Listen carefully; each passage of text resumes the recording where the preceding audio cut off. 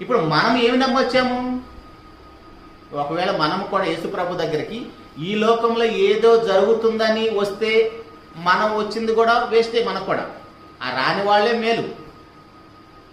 ఎందుకంటే ధర్మశాస్త్రం ఉంది, మనం మొరపెడితే వినే దేవుడు ఉన్నాడని ఎలా అతిశయించారు ఇశ్రాయేలు జనాంగము, వారికి అన్యజనుల కంటే ఎక్కువ ప్రమాదం. ఎందుకంటే వారి దగ్గర ధర్మశాస్త్రం ఉంది, వారు మొరపెట్టిన ప్రతిసారి దేవుడు వింటున్నాడు.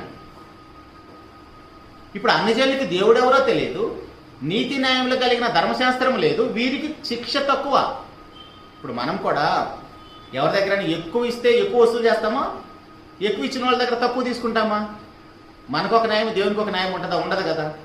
అలాగనే దేవుడు కూడా ఇశ్రాయేలు జనాంగానికి బైబిల్ కలిగిన మనకు కూడా ఎక్కువ శిక్ష. ఎందుకంటే మనకు అన్ని రివీల్